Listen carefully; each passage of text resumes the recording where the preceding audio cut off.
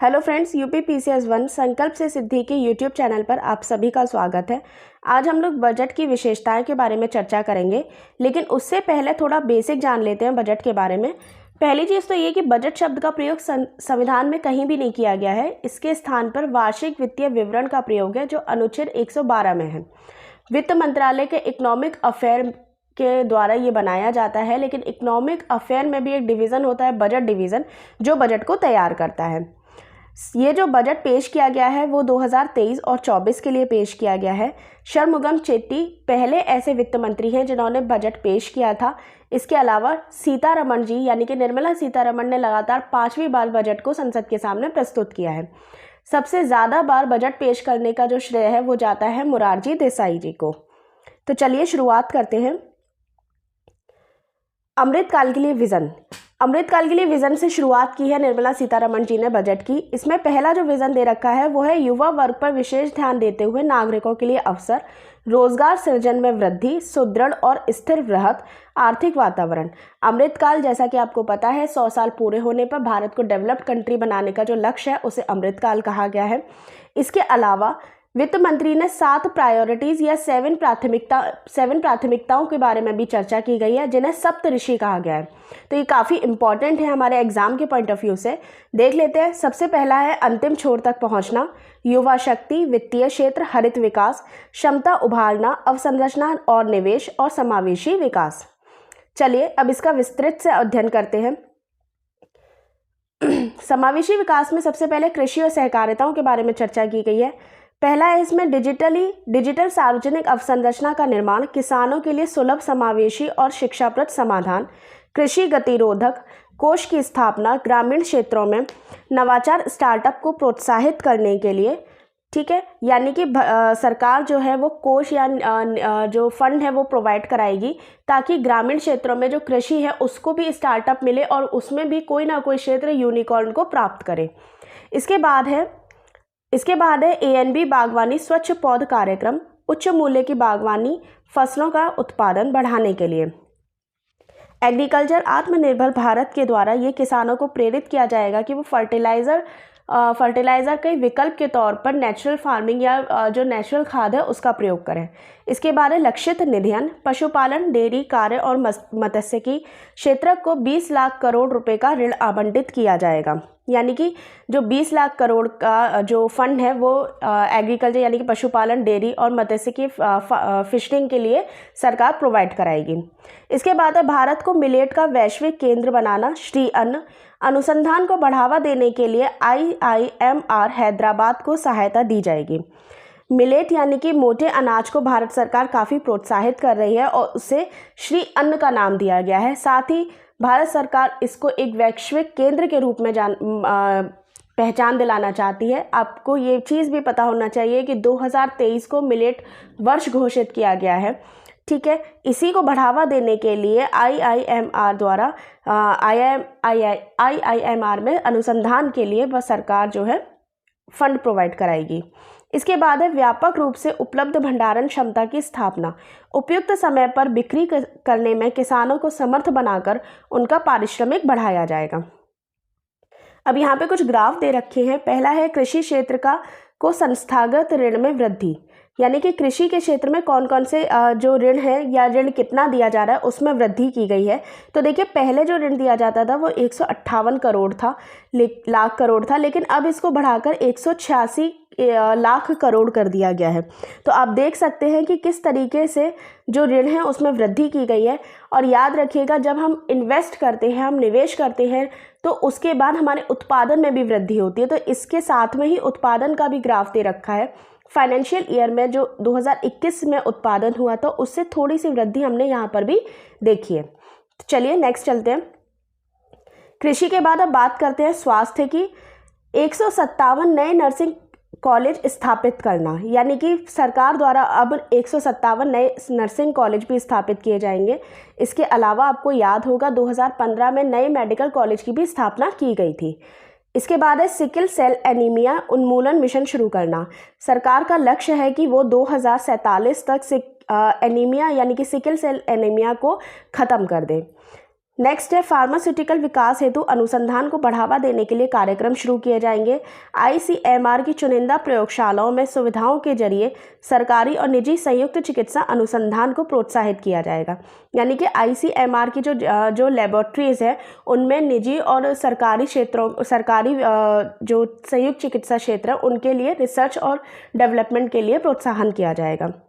इसके बाद नेक्स्ट चलते हैं स्वास्थ्य और शिक्षा के ऊपर कुछ ग्राफ दे रखे हैं, जिसमें देखिए आप स्वास्थ्य पर पहले कम खर्चा होता था, 1.4 का खर्चा होता था, लेकिन अब इसको इंक्रीज कर दिया गया है 2.1 से। जब स्वास्थ्य की बात कर रहे हैं तो थोड़ा सा शिक्षा को भी देख लेते हैं। शिक्षा में बहुत ज़्यादा अंतर तो नहीं है, लेकिन पहले 2.8 का निवेश होता था, लेकिन अब इसमें 2.9 का यानी कि जीडीपी का 2.9 अब इसमें निवेश किया जाएगा। नेक्स्ट चलते हैं शिक्षा और कौशल को भी देखते हैं। जिला शिक्षा और प्रशिक्षण संस्थानों के जरिए शिक्षक प्रशिक्षण का पुनरुद्धार, बच्चों और किशोरों के लिए राष्ट्रीय डिजिटल पुस्तकालय की स्थापना करना, पंचायत और वार्ड स्तरों पर पुस्तकालय खोलने के लिए राज्यों को प्रोत्साहित करना। यानी कि इसमें नेशनल डिजिटल लाइब्रेरी की बात की गई है, साथ ही साथ एक कल्चर डेवलप करने की बात कही है ताकि बच्चों को में रीडिंग एबिलिटी का विकास किया जा सके।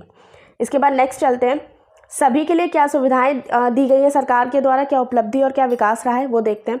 तो देखिए पहले इसमें दे रखा है प्रधानमंत्री किसान के तहत 11.4 करोड़ से अधिक किसानों के लिए 2.2 लाख करोड़ की नकदी अंतरण।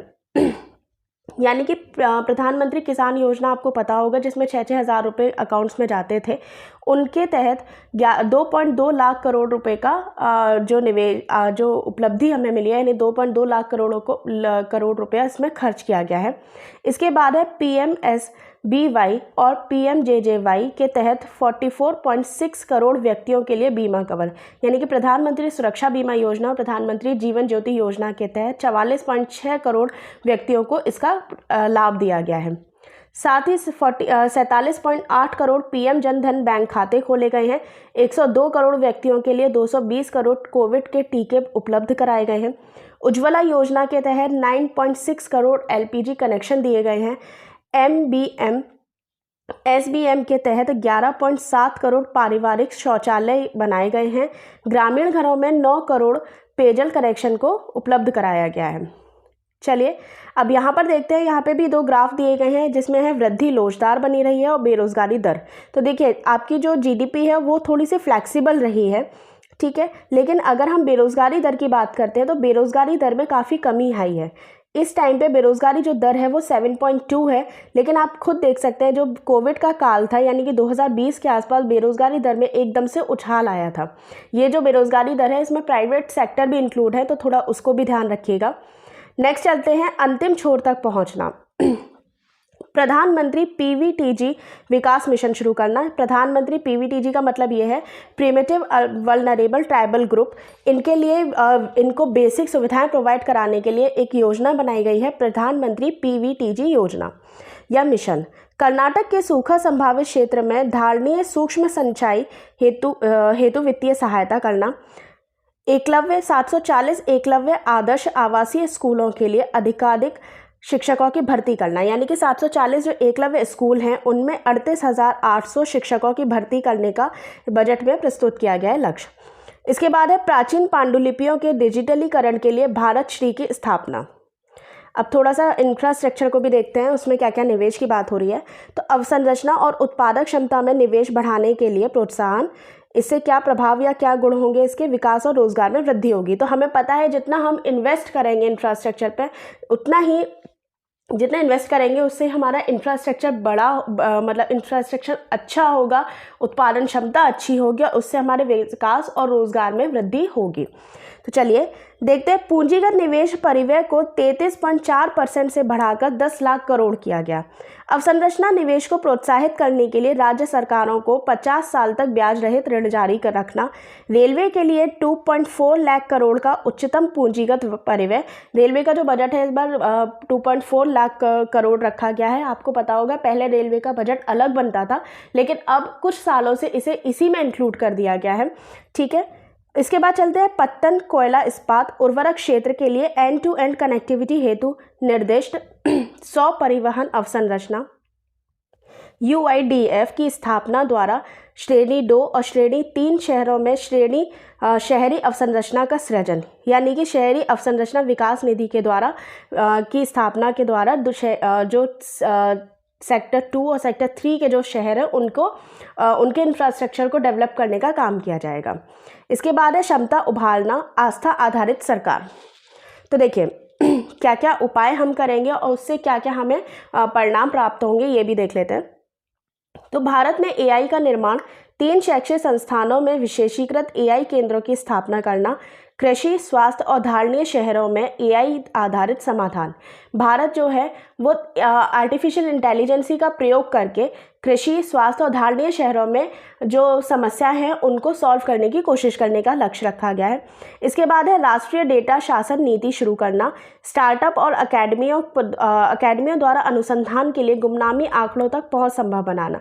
अब भारत सरकार क्या करेगी कि जो नेशनल डेटा गवर्नेंस पॉलिसी है उसको स्टार्ट करेगी, जिससे स्टार्टअप्स और अकेडमियाँ जो रिसर्च होती हैं उनमें जो डाटा छुप जाते हैं, जो डाटा नहीं सही डाटा नहीं उपलब्ध कराए जा सकते हैं, उनको भी सही डाटा उपलब्ध कराने का इसमें बात कही गई है। इसके बाद है विवाद से विश्वास 1, MSME के लिए लचीला संविदा निष्पादन, कोविड अवधि के दौरान प्रभावित MSME को राहत। कोविड के टाइम पे कई सारे MSMEs के जो सेक्टर्स हैं उनको काफ़ी उन पर काफ़ी प्रभाव पड़ा था। उस टाइम पे सरकार ने कई सारी राहतें दी थी, वहीं उसी से संबंधित है, उसको भी आगे जारी रखा गया है। इसके बाद विवाद से विश्वास 2, सुगम और मानकीकृत समाधान स्कीम, सरकार और सरकारी उपक्रमों के संविदात्मक विवादों का तेजी से निपटान करना। यानी कि देखिए कई सारे MSMEs के तहत कई सारे ऐसे प्रोविजंस थे जिनको अनक्रिमिनलाइज्ड किया गया है, उसी के बारे में इसमें चर्चा की गई है। ये भी आगे जारी रखा जाएगा। इसके बाद है E-कोड का चरण 3 शुरू करना, कारगर न्याय प्रशासन, व्यावसायिक उद्यमों और धर्मार्थ न्यासों के उपयोग के लिए NTT डिजी लॉकर की स्थापना करना, व्यावसायिक पारितंत्र के साथ दस्तावेजों को सुरक्षित ऑनलाइन संग्रह और साझा करना सुसाध्य बनाना। आपको पता है डिजी लॉकर में हम कई सारे अपने डॉक्यूमेंट्स को सेफ रखते हैं, और ये डिजी लॉकर जो है उसको प्रमाणित किया गया है सरकार के हर सेक्टर में। अगर आपके पास ड्राइविंग लाइसेंस आप हर जगह कैरी करके नहीं जा सकते, लेकिन आप अपने फ़ोन में डिजी लॉकर में उसको रख सकते हैं, अपनी मार्कशीट्स रख सकते हैं, तो वही है, उसको और ज़्यादा बेहतर बनाने का इसमें बात करी गई है। इसके बाद है 5G सेवा आधारित एप्लीकेशन योजना के लिए 100 प्रयोगशालाओं की स्थापना करना, रोजगार की संभावनाओं और व्यवसायों के अवसरों का उपयोग करना। 5G सेवा से आधारित यानी कि 100 ऐसे प्रयोगशालाएं बनाएगी सरकार जिसमें 5G सुविधाएं होंगी, और उनके तहत लोगों को रोजगार भी मिलेगा और अपनी जो संभावना है वो भी ज़्यादा से ज़्यादा बढ़ेंगी। इसके बाद है प्रयोगशाला में निर्मित हीरा LGD क्षेत्र के लिए अनुसंधान और विकास अनुदान, घरेलू उत्पादन को प्रोत्साहित करके आयात पर निर्भरता कम करना। तो भारत सरकार जो है, आपको पता ही है कि जो हीरा है वो प्राकृतिक रूप से प्राप्त होता है, लेकिन हीरे को हम कृत्रिम रूप से लैब में भी बनाते हैं। तो भारत सरकार का ये फोकस है कि लैब में हीरे का उत्पादन किया जाए। हाँ, ये ज़रूर है कि जो गुणवत्ता है वो प्राकृतिक और कृत्रिम में थोड़ा बहुत अंतर ज़रूर आता है, लेकिन लैब में जो हीरा बनता है वो प्राकृतिक हीरे की तुलना में सस्ता होता है। अगर हम इसको बनाते हैं तो हमारी जो आयात के ऊपर जो निर्भरता है उसे कम किया जा सकता है। तो इसी के ऊपर बात की गई है। इसके बाद नेक्स्ट चलते हैं, नेक्स्ट बात करता है हरित विकास की। तो पहला है PM प्रणाम की शुरुआत, राज्यों या संघ राज्य क्षेत्रों को वैकल्पिक उर्वरकों के प्रयोग को बढ़ावा देने के लिए प्रोत्साहन मिलेगा। PM प्रणाम योजना याद रखिएगा, इसमें भारत सरकार राज्यों और केंद्र शासित प्रदेशों को इंसेंटिव देगी, जिसके द्वारा वो फर्टिलाइज़र से मुक्त या फर्टिलाइज़र के एक विकल्प के तौर पर विकल्प को ढूंढ सकें। ठीक है, तो उसी से संबंधित है। इसके बाद है 500 नए अवशिष्ट से धन संयंत्र, यानी कि 500 नए ऐसे वेस्ट टू वेल्थ चीज़ें का प्रयोग किया जाएगा। जैसे इसमें नीचे भी लिखा हुआ है, चक्रीय अर्थव्यवस्था को बढ़ावा देने के लिए गोबर्धन स्कीम के तहत स्थापित किए जाएंगे। यानी कि जो नेचुरल चीज़ है, गोबर्धन है या इसके द्वारा जो हम चीज़ें जो वेस्ट टू वेल्थ के लिए, यानी कि जो चीज़ें हमारे उपयोग में नहीं है उसको किस तरीके से उपयोग में लाना है प्राकृतिक तौर पे या नेचुरल तरीके से, उसके बारे में इसमें बात की गई है। इसके बाद है संभालनीय पारितंत्र विकास, तट रेखा के साथ साथ मैंग्रोव पौधारोपण के लिए मिष्टी की शुरुआत। तो मिष्टी को याद रखिएगा, ये मैंग्रोव से संबंधित है। आपको भारत में जो ये बंगाल का क्षेत्र है और ये तटों का क्षेत्र है, इसमें मैंग्रोव जो पौधे हैं वो पाए जाते हैं और ये भारत के लिए काफ़ी अच्छे हैं। इनको किस तरीके से उपयोग में लाया जाएगा उसकी बात की गई है। साथ ही अब नीचे चलते हैं, आर्द्र भूमियों के इष्टतम उपयोग के लिए अमृत धरोहर का कार्यान्वयन, यानी कि अब हम जो है आर्द्र भूमियाँ जो हैं, जो वेटलैंड्स जो है, उनको भी किस तरीके से यूज़ कर सकते हैं उसके बारे में बात की गई है। इसके बाद नेक्स्ट चलते हैं, अमृत पीढ़ी युवा शक्ति। आपको पता है युवा के लिए काफ़ी ज़्यादा फोकस किया गया है, पहला ही विज़न हमारा ये रखा गया है। तो प्रधानमंत्री कौशल विकास 4 की शुरुआत की गई है, जिसमें coding, artificial intelligence, robotics, 3D मुद्रण आदि नए पाठ्यक्रमों को शामिल किया जाएगा। सेकंड है, पर्यटन क्षेत्र को बढ़ावा देने के लिए घरेलू और विदेशी पर्यटकों के लिए एक पूर्ण पैकेज के अंतर्गत चुनौतीपूर्ण तरीके से चुने गए कम से कम 50 गंतव्यों को विकसित किया जाना, यानी कि भारत सरकार 50 ऐसे डेस्टिनेशन पॉइंट चूज़ करेगी जिनको वो टूरिज़्म के लिए बढ़ावा दे सके, क्योंकि आपको पता है जब टूरिस्ट आते हैं तो हमारे जो संस्कृति है उसका भी विकास होता है, वो जगह जगह पहुंचती है। चलिए नेक्स्ट चलते हैं, यूनिटी मॉल स्थापित करने के लिए राज्यों को प्रोत्साहन। यूनिटी मॉल में ODOP यानी कि एक डिस्ट्रिक्ट एक उत्पाद, one district one product, GI और हस्तशिल्प उत्पादों के संवर्धन और विक्रय को बढ़ावा दिया जाएगा, यानी कि यूनिटी मॉल बनाए जाएंगे। हर राज्य में एक एक यूनिटी मॉल बनाया जाएगा, जिसमें ऐसे जो प्रोडक्ट्स होंगे जो वन डिस्ट्रिक्ट वन प्रोडक्ट हो या जिनको GI टैग मिला गया है, जो हस्तशिल्प के लिए इंपॉर्टेंट है, तो वो सारे प्रोडक्ट्स जो है वो इन यूनिटी मॉल में बेचे जाएंगे। ठीक है, नेक्स्ट चलते हैं, वित्तीय क्षेत्र। राष्ट्रीय वित्तीय सूचना रजिस्ट्री की स्थापना, ऋण देने में दक्षता लाना, वित्तीय समावेशन और वित्तीय स्थिरता को बढ़ाना, केंद्रीय डाटा संसाधन केंद्र की स्थापना करना, कंपनी अधिनियम के तहत प्रशासनिक कार्य के निष्पादन में तेजी आएगी, महिला सम्मान बचत पत्र, महिलाओं के लिए 2 लाख तक की राशि जमा करने की सुविधा के साथ 2 साल की अवधि के लिए एक बारगी नई लघु बचत योजना। ये याद रखिएगा, महिलाओं से संबंधित कहीं पे भी कोई भी पॉइंट आता है तो उसे विशेष तौर पे याद रखिएगा। तो इसमें क्या दे रखा है कि 2 लाख तक की जो राशि है वो महिलाएं 2 साल के लिए इन्वेस्ट कर सकती है। ये एक स्मॉल सेविंग स्कीम के तहत है, या एक स्मॉल सेविंग स्कीम आप इसको मान सकते हैं। तो ये 2 लाख से 2 साल तक, ये याद रखिएगा, महिला सम्मान बचत पत्र। इसके बाद है वरिष्ठ नागरिकों के लिए लाभ। इनके लिए क्या लाभ है? वरिष्ठ नागरिक बचत योजना के लिए अधिकतम जमा राशि को 15 लाख से बढ़ाकर 30 लाख कर दिया गया है, यानी कि जो पहले सीनियर सिटीजन्स होते थे उनको पहले 15 लाख रुपए मिलते थे, अब उनके लिए बढ़ाकर 30 लाख कर दिया गया है। ठीक है, नेक्स्ट चलते हैं।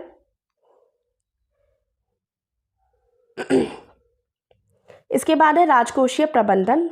ठीक है, राजकोषीय प्रबंधन, देखिए राजकोषीय क्या होता है आपको पता है, जब सरकार जब लोन लेती है या उधार लेती है तो उसको राजकोषीय घाटा कहा जाता है, तो उसी से संबंधित है। तो राज्यों को 50 साल का ब्याज मुक्त ऋण जिसे वर्ष 2023-24 के भीतर पूंजीगत व्यय पर खर्च किया जाना है। राज्यों को ऋण का आंशिक भाग वास्तविक पूंजीगत व्यय बढ़ाने की शर्त पर दिया जाएगा और परिव्यय के हिस्से राज्यों द्वारा शुरू किए गए अनेक अवसरों से संबंधित होंगे। इसके बाद राज्यों के लिए राजकोषीय घाटा यानी कि GSDP का 3.5% किया गया है। आपको पता है जिस तरीके से भारत का जो GDP होती है उसी तरीके से राज्यों की भी होती है, और राज्यों को ये निर्देश दिया गया है कि वो अपनी GDP का या जो राजकोषीय घाटा है वो 3.5 ही रखें या 3.5 से ज़्यादा ना बढ़ाएं। इसके बाद है राजकोषीय समेकन। साल 2025-26 तक राजकोषीय घाटे को 4.5% से नीचे रखने का लक्ष्य रखा गया है। तो 2025-26 तक कितना घाटे का लक्ष्य रखा गया है? 4.5, ये याद रखिएगा, इंपॉर्टेंट चीज़ है। वर्तमान में देख लेते हैं। वर्तमान में देखिए जो राजकोषीय घाटा या फिस्कल डेफिसिट है वो 5.9 है और 2025-26 तक इसको 4.5 लाने का लक्ष्य रखा गया है। इसके बाद देखिए GST में भी इसमें परिवर्तन हुआ है थोड़ा बहुत, तो वो भी आप देख सकते हैं। इसके बाद नेक्स्ट चलते हैं, संघ सरकार का बढ़ता पूंजीगत व्यय।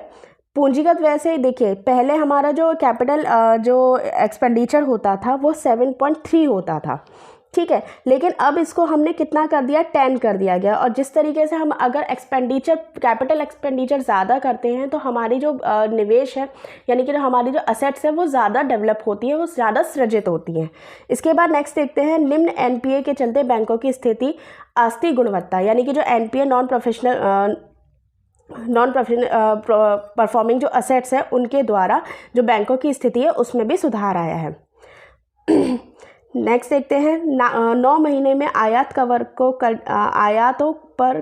को कवर करने के लिए पर्याप्त विदेशी मुद्रा भंडार। तो यहाँ देखिए, यहाँ एफडीआई में कमी आई है। आप देख सकते हैं 22-23 में एफडीआई में जो कमी आई है उसके तहत जो हमारा जो आयात है उसमें भी कमी आई है, क्योंकि देखिए इसको आप देख सकते हैं इस तरीके से, एफडीआई कम होगा। आप जानते हैं कि अगर एफडीआई हमारे देश में आता है, फॉरेन इन्वेस्टमेंट अगर हमारे देश में आता है, कोई कंपनी हमारे देश में मोबाइल बनाती है, तो हम अपने देश से मोबाइल खरीदेंगे या बाहर से खरीदेंगे। मान लीजिए एप्पल की कोई कंपनी है, एप्पल ने आके भारत में निवेश करके फैक्ट्री लगा दी है, तो हम भारत के बाहर से फिर क्यों मंगाएंगे मोबाइल, हम भारत से खरीदेंगे। तो याद रखिएगा एफडीआई कम हुई है, जिसकी वजह से हमारी आयात पर निर्भरता जो है वो भी कम हुई है। नेक्स्ट चलते हैं कर प्रस्ताव, ये भी इंपॉर्टेंट है। इसमें पहले तो अप्रत्यक्ष करों को देख लेते हैं। अप्रत्यक्ष करों के सरलीकरण से क्या क्या लाभ हैं? पहले तो उच्चतर निर्यात है, उच्चतर घरेलू विनिर्माण है, अर्थव्यवस्था में अधिक मूल्यवर्धन है, हरित ऊर्जा और गतिशीलता है। ठीक है, इसके बाद देखते हैं सीमा शुल्क में क्या क्या परिवर्तन हुए, उससे क्या क्या लाभ हमें मिले हैं। तो पहला है लिथियम आयरन बैटरी विनिर्माण के लिए पूंजीगत वस्तुओं का आयात, जिससे हमें लाभ क्या हुआ है, पर्यावरण हितैषी परिवहन मिलेगा हमें। इसके बाद मोबाइल कैमरा लेंसों के आयात मूल्यवर्धन को बढ़ाना इसका लाभ रहेगा। डीनेचर्ड इथाइल अल्कोहल रसायन उद्योगों के लिए हमारे लिए हेल्पफुल है। श्रिम्प आहार के उत्पादन के लिए मुख्य इनपुट, अधिकाधिक समुद्री निर्यातों के लिए। ठीक है, नेक्स्ट चलते हैं प्रयोगशाला निर्मित हीरों के विनिर्माण के लिए बीज निर्यात संवर्धन। ओके, नेक्स्ट है कॉपर स्क्रैप पर रियायती बुनियादी सीमा शुल्क जारी रखना। एमएसएमई के लिए कच्चे माल की उपलब्धता को बढ़ाना। मिश्रित रबर प्राकृतिक रबर के बराबर लाने के लिए शुल्क अपवंचन को रोकने के लिए। ठीक है, अब आ जाते हैं प्रत्यक्ष कर पर, यानी कि जो डायरेक्ट टैक्स लगता है उसके लिए क्या क्या कहा गया है। तो पहला है करदाताओं के पोर्टल पर 45% विवरणियों को 24 घंटे के भीतर संसाधित किया गया है। ठीक है, इसके बाद जो है औसत संसाधन 8 वर्षों में 93 दिन से घटाकर 16 दिन कर दी गई है। इसके बाद है 6.5 करोड़ को इस साल जो है 6.5 करोड़ से अधिक विवरणियों को संसाधित किया गया है। अब देखिए इस बार जो है टैक्स में काफ़ी चेंज आया। आपको पता है अगले साल चुनाव है, तो सरकार ने थोड़ा सा चेंजेस भी किए हैं टैक्स के लिए। देखिए आपको पता है कि पहले जो है वो टैक्स 5 लाख तक था, यानी कि 5 लाख तक की छूट दी गई थी, लेकिन अब उस छूट को बढ़ाकर 7 लाख कर दिया गया है। यानी कि यदि आपके पैसे 7 लाख से ज़्यादा हैं, यानी कि 7 लाख से ज़्यादा 8 लाख है, तो उस पर आपका टैक्स लगेगा, लेकिन 7 लाख तक आपका कोई टैक्स नहीं लगेगा। उसके बाद ये भी है कि 7 लाख से ज़्यादा भी अगर आपका पेमेंट होता है या आपका जो इनकम होती है उस पर किस तरीके से टैक्स लगेगा, तो वो देख लेते हैं। देखिए अगर आपका ये आप ध्यान रखिएगा कि आपका 8 लाख है तब ये टैक्स है, तो 0 से 3 लाख, यानी कि 0 से 3 लाख तक आपका कोई टैक्स नहीं लगेगा।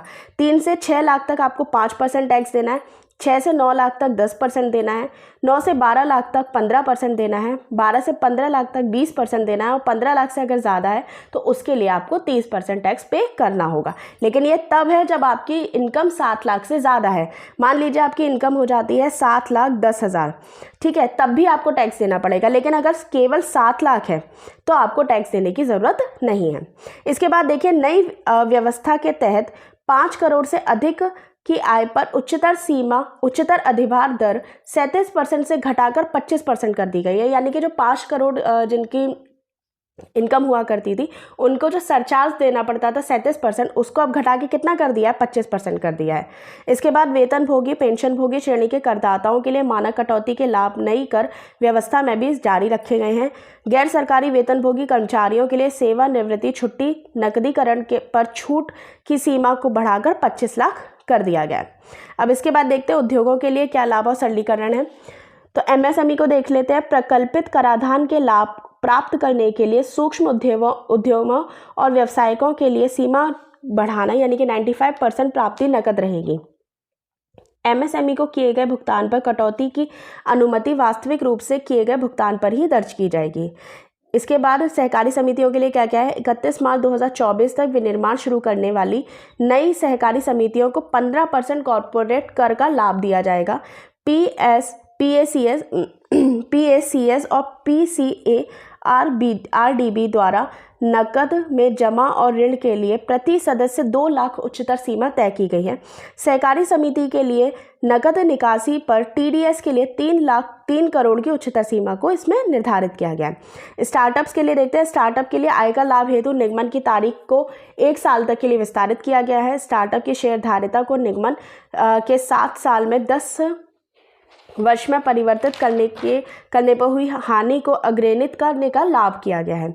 इसके बाद नेक्स्ट देखते हैं। केंद्र और राज्य से संविधि द्वारा स्थापित प्राधिकरणों, बोर्डों और आयोगों के आय को कुछ क्षेत्रों में आयकर से छूट दी गई है। 31 मार्च 2025 तक आईएफएससी, जीआईएफटी, सिटी को धनराशि को पुनर्अंतरित करने के लिए कर लाभ का अधिक विस्तार किया गया है। इसके बाद नेक्स्ट चलते हैं। अब सबसे इम्पॉर्टेंट चीज़ आती है कि हमारे पास पैसा कहाँ से आता है और हम कहाँ पर उसको खर्च करते हैं। तो पहले तो पैसे आने का देख लेते हैं। तो देखिए, सबसे ज़्यादा हमें जो पैसा आता है ना, वो आता है ऋण से। ऋण और अन्य देताओं से भारत सरकार के पास सबसे ज़्यादा धन आता है। ऋण का क्या मतलब है, भारत जो देश के अंदर जो वित्तीय संस्थाएं होती हैं उनसे लोन लेती है, या देश के बाहर जैसे IMF हुआ, वर्ल्ड बैंक हुआ, इनसे जो ऋण प्राप्त करती है ये उससे संबंधित है। इसके बाद जो हमारे पास सेकंड जो उधार के बाद जो हमारे पास सबसे ज़्यादा पैसा आता है वो आता है GST से। ठीक है, GST से 17% आता है। उसके बाद आप देखते हैं इनकम टैक्स से 15% आ रहा है, म्यूनसिपल टैक्स से 15% आ रहा है, केंद्रीय उत्पाद शुल्क हमारा 7% है, सीमा शुल्क 4% है, ऋण रहित पूंजीगत प्राप्तियां 2% है, कर रहित प्राप्तियां 6%, यानी कि जो फाइन वगैरह होता है उससे संबंधित 6% और 2% रहेगा। लेकिन आप शुरुआत के 3 याद रखिएगा। सबसे पहले तो ये याद रखिएगा कि सबसे ज़्यादा जो पैसा सरकार के पास आता है वो आता है उधार से, यानी कि जो ऋण लेती है सरकार उससे सबसे ज़्यादा पैसा आता है। 34% का आपका पैसा आएगा। उसके बाद GST है और उसके बाद आता है आपका GST के बाद आता है इनकम टैक्स है, और इनकम टैक्स के बाद आता है म्यूनसिपल टैक्स है। तो ये दोनों 15% है, याद रखिएगा। अब देखिए, पैसा आ तो गया लेकिन पैसा जाएगा भी तो देखिए, सबसे ज़्यादा आपको पता है जब इनकम हम ज़्यादा सरकार ले रही है उधार तो उसका इंटरेस्ट भी देगी। तो सबसे ज़्यादा सरकार का जो खर्चा होता है वो जाता है ब्याज के भुगतान करने में। लगभग 20% जो भारत सरकार है 20% पैसा खर्च करती है केवल और केवल ब्याज का भुगतान करने में। इसके बाद करों और शुल्कों में राज्यों का जो हिस्सा होता है उसमें 18% खर्च किया जाता है। नेक्स्ट आते हैं तो वित्त आयोग और उसके बाद केंद्र क्षेत्र की जो योजनाएं हैं उनमें 17% खर्च होता है। वित्त आयोग और अन्य वित्त अंतरण में जो 9% का खर्चा होता है, यानी कि जो आपको पता है जो फाइनेंस कमीशन है, वित्त आयोग है, उसने राज्यों को 42% देने की बात की है, तो उससे संबंधित इसमें खर्चा हो जाता है। इसके बाद पेंशन में 4% खर्च होता है, रक्षा के लिए 8% खर्च हो रहा है, सब्सिडी 7% की जा रही है। अन्य केंद्र प्रायोजित जो योजना है उनमें 9% का खर्चा हो जाता है, पेंशन के लिए 4%, अन्य वे जो आपके वह 8%। तो वही है, आप शुरुआत के 2-3 याद रखिएगा। पहला तो आप ये याद रखिएगा सबसे ज़्यादा ब्याज भुगतान में पैसा जाता है। इसके बाद राज्यों को उनका जो हिस्सा है वो देने में चला जाता है, वित्त आयोग के द्वारा जो सिफारिश की गई है उसमें चला जाता है। अब आ जाते हैं विशिष्ट मंत्रालयों के लिए आवंटन, यानी कि किस किस मंत्रालय को कितना पैसा दिया गया है वो देख लेते हैं। तो देखिए, सबसे ज़्यादा सरकार जो इस समय खर्चा कर रही है वो कर रही है रक्षा पर। तो रक्षा मंत्रालय को 5,09 करोड़ रुपए इसमें दिए गए हैं। सड़क परिवहन के एवं राजमार्ग के लिए 2.7 लाख करोड़ रुपए दिया गया है। रेल मंत्रालय के लिए 2.41 करोड़ का दिया गया है। उपभोक्ता मामले, खाद्य एवं सार्वजनिक वितरण मंत्रालय को 2 लाख करोड़ दिया गया है। गृह मंत्रालय को 1.9 लाख करोड़ दिया गया है। रसायन और उर्वरक मंत्रालय को 1.7 लाख करोड़ दिया गया है। ग्रामीण विकास मंत्रालय को 1.6 लाख करोड़ दिया गया है। कृषि और किसान कल्याण मंत्रालय को 1.2 लाख करोड़ दिया गया है। संचार मंत्रालय को 1.23 लाख करोड़ रुपए दिया गया है। तो याद रखिएगा, सबसे ज़्यादा किसको दिया है? रक्षा मंत्रालय को। इसके बाद केंद्र सरकार की कुछ योजनाएं हैं, उनके लिए कितना जो जो धन है वो आवंटित किया गया है, ये भी हम देख लेते हैं। तो देखिए, फार्मास्यूटिकल उद्योगों को बढ़ावा देने के लिए पहले 100 करोड़ रुपए इसमें खर्चा होता था, लेकिन अब ये कितना बढ़ गया है, ये 1200 करोड़ हो गया है। इसके बाद जल जीवन मिशन के लिए पहले 60,000 हम लोग खर्च करते थे, अब इसे बढ़ाकर 70,000 करोड़ कर दिया गया है। नेक्स्ट चलते हैं, एकलव्य मॉडल आवासीय स्कूलों के लिए पहले 2,000 रुपये का खर्चा होता था, यानी कि 2,000 करोड़ का खर्चा होता था, अब इसे बढ़ाकर कितना कर दिया है, 5,943 करोड़, लगभग 40-50% का इसमें खर्चा हुआ है, इंक्रीज़ हुआ है। प्रधानमंत्री आवास योजना में पहले 48,000 करोड़ रुपए का खर्चा होता था, जिसे बढ़ाकर अब 79 करोड़ कर दिया गया है, 1000 करोड़ कर दिया गया है। ईवी का त्वरित अंगीकरण और विनिर्माण फेम, यानी कि पहले 2,000 इसमें खर्च होता था, अब इसको कितना कर दिया गया है, 5,000 के आसपास इसको कर दिया गया है। जो नॉर्थ ईस्ट के लिए जो योजनाएं चलती थी उनमें पहले 1,400 करोड़ का खर्चा होता था, जिसे अब 2,000 करोड़ का, यानी लगभग 2,500 करोड़ का इसमें खर्चा आवंटित किया गया है। अब इसमें देख लेते हैं, देखिए प्राप्तियां और व्यय लाख करोड़ में देखते हैं। तो देखिए, इसमें पहला दे रखा है राजस्व प्राप्ति और दूसरा है पूंजीगत प्राप्ति। तो राजस्व प्राप्ति हमारी कितनी हो रही है, राजस्व प्राप्ति इस साल है 26.3% और पूंजीगत प्राप्ति है 18.7%। तो राजस्व और पूंजीगत को आप ध्यान रखिएगा। राजस्व वो चीज़ है, यानी कि रेवेन्यू वो चीज़ें होती हैं, वो पैसा होता है जिसे हमें वापस नहीं करना पड़ता, या आप ये भी याद रखिएगा जो वापस ना करना पड़े और जिससे संपत्ति का भी सृजन ना होता हो। देखिए, कैपिटल वो इनकम होती है जिसे हमें वापस करना होता है और संपत्ति का भी इसमें जो है वो हास होता है। जैसे आप मान लीजिए लोन वगैरह ले रहे हैं, तो लोन हमारी इनकम हो रही है, लेकिन हमें उसके लिए इंटरेस्ट भी तो पे करना हो रहा है, तो उसको हमें क्या कहते हैं, कैपिटल इनकम में रखा जाएगा। और लेकिन अगर हम इनकम टैक्स ले रहे हैं तो इनकम टैक्स सरकार ले रही है ना, उसके लिए हमें कुछ देना तो नहीं है, तो वो आपका रिवेन्यू में आ जाएगा। इसके बाद नेक्स्ट चलते हैं, राजस्व व्यय और पूंजीगत व्यय की बात करते हैं। तो राजस्व व्यय इस बार हमारा है 35% और पूंजीगत व्यय है 13.7%। ठीक है, जैसे पूंजीगत व्यय आप ये याद रखिएगा कि ऐसा खर्चा हो रहा है जिससे जो संपत्ति है वो भी सृजित हो रही है। जैसे हम इन्वेस्टमेंट कर रहे हैं, क्या कहते हैं, जो इंफ्रास्ट्रक्चर वगैरह बना रहे हैं, तो उसमें हम खर्चा कर रहे हैं, लेकिन उससे हमारे पास कुछ तो आ रहा है, रोजगार तो सृजित हो रहे हैं, तो वो आप याद रखिएगा। तो देखिए, हमेशा पॉलिसी इस तरीके से बननी चाहिए कि जो हमारा राजस्व व्यय है वो तो कम रहे, लेकिन हमारा पूंजीगत व्यय है उसमें बढ़ोतरी होती रहे। तो देखिए, ये है हमारे बजट की कुछ मुख्य बातें थी जिन्हें हमने आपके संग डिस्कस किया है।